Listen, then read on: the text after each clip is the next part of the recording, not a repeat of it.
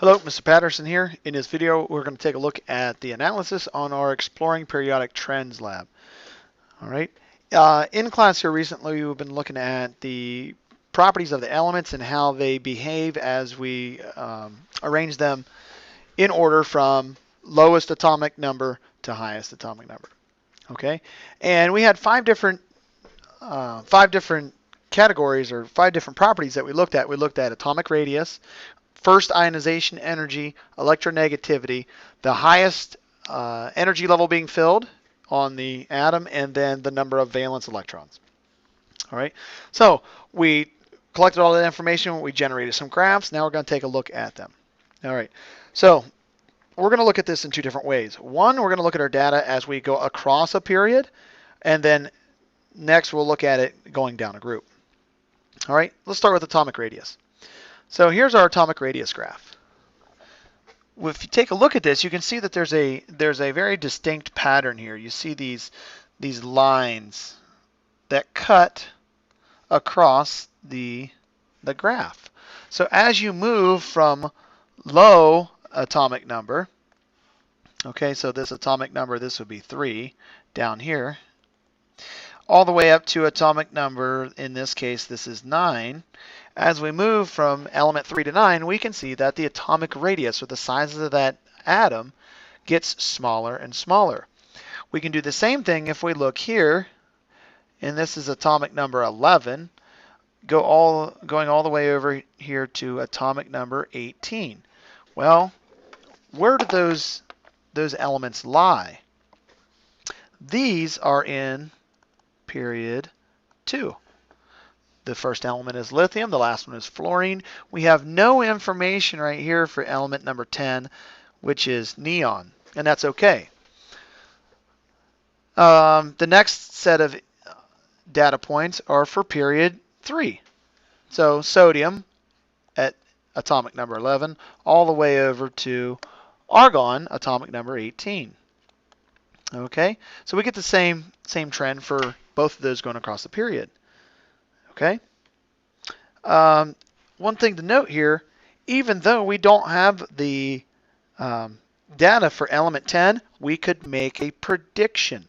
We see that this trend is going down as atomic number increases. So by the time we get to atomic number 10, we would expect that the atomic radius, the size of the atom, would be somewhere in there.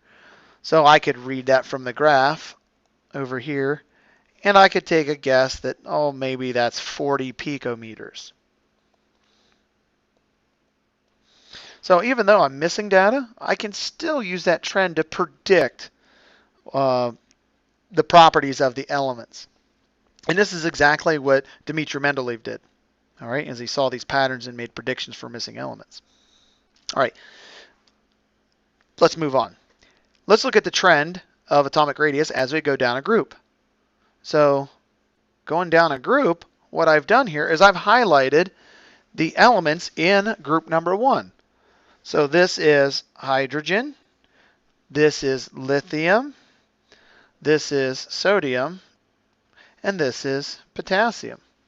So we can see as we move down the group, the atomic radius actually gets larger and larger.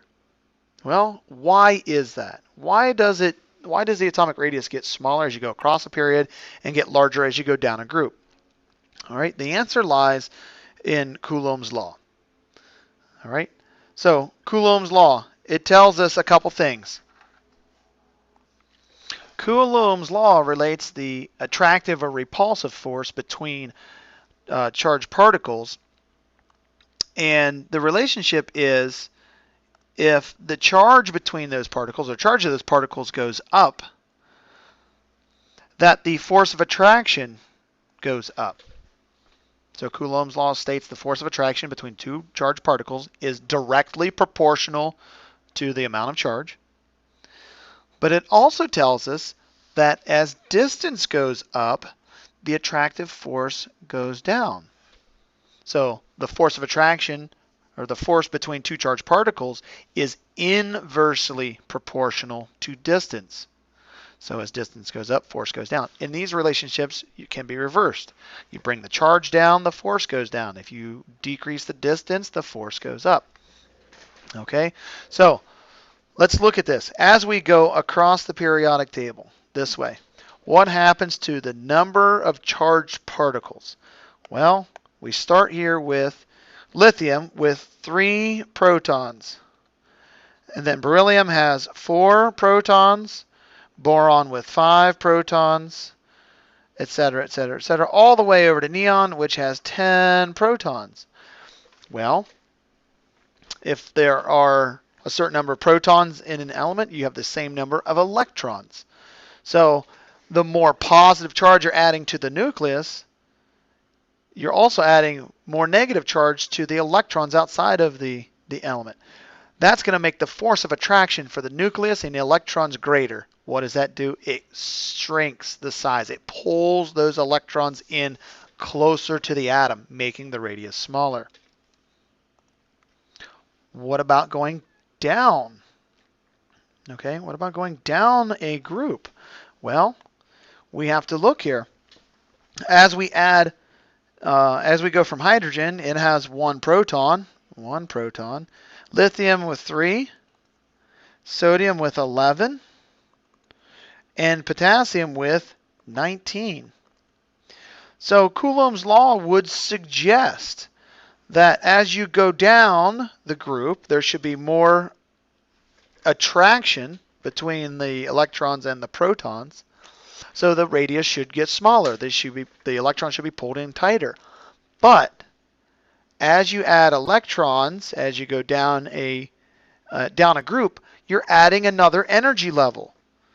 So if you look here, hydrogen has 1 energy level with electrons in it. Lithium has 2. Sodium has 3. Potassium has 4. So as you add an energy level, those electrons are getting farther and farther away from the nucleus. They're getting bigger and bigger. So which wins? Is it the increase in charge that's going to pull the electrons in, or is it the increase in distance that's going to drop the force of attraction? Well, distance is more important in Coulomb's law than it is charge. All right, and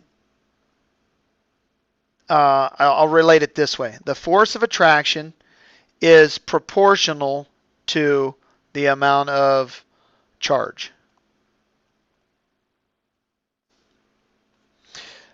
The force of attraction is also inversely proportional, and it's to the square of the distance. So distance squared. So since that is squared, the distance is squared, that force of attraction drops quicker as you get quicker than the charge can increase the attraction.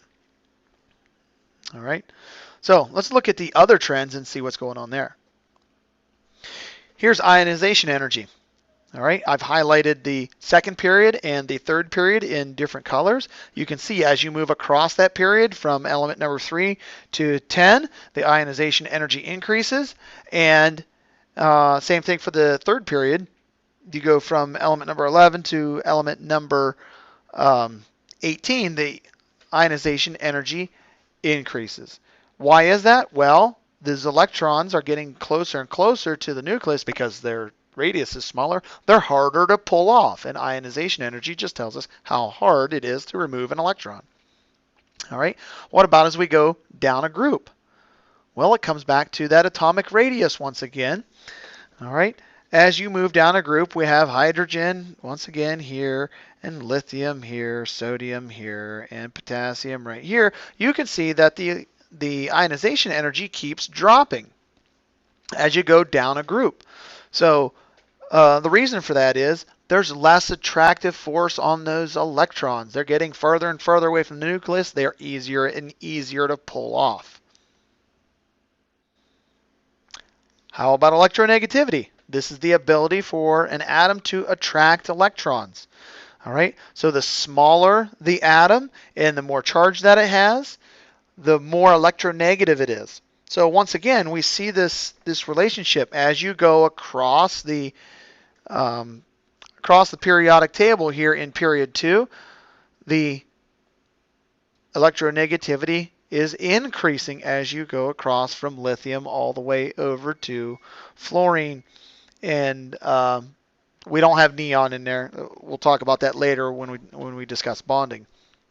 All right. But anyway, that increases. Same thing with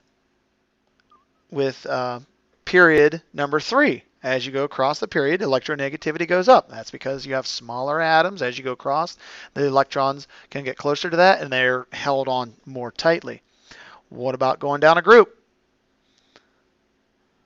Here we go. Once again, it's very similar to ionization energy. As you go down a group from hydrogen to lithium to sodium to potassium, those atoms are getting bigger.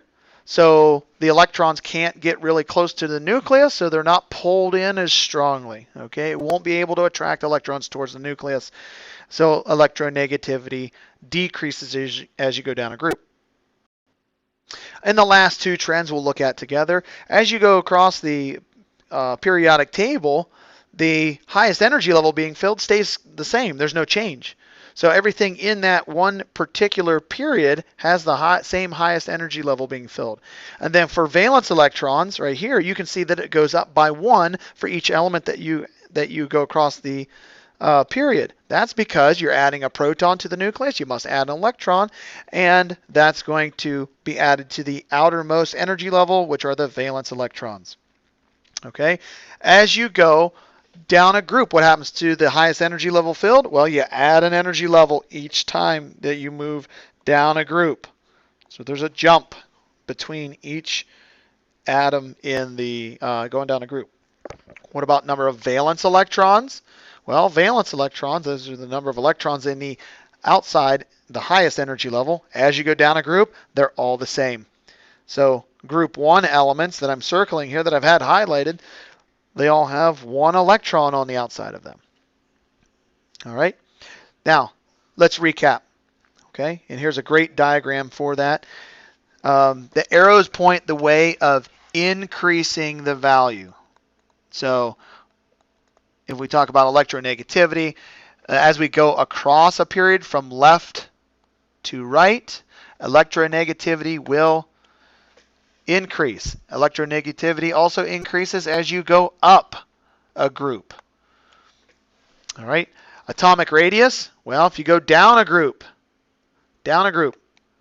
it increases. As you move left to right, it would decrease. All right, you actually decrease atomic radius as you go left to right. And ionization energy increases from left to right, and it increases as you go up a group. And once again, this all comes back to Coulomb's law, the attractive force between the electrons and the protons in the nucleus. And that is determined by the number of charges, so the number of protons, number of electrons, and also the distance between them. All right, and that is the analysis on our Exploring Periodic Trends lab, and I hope this helps.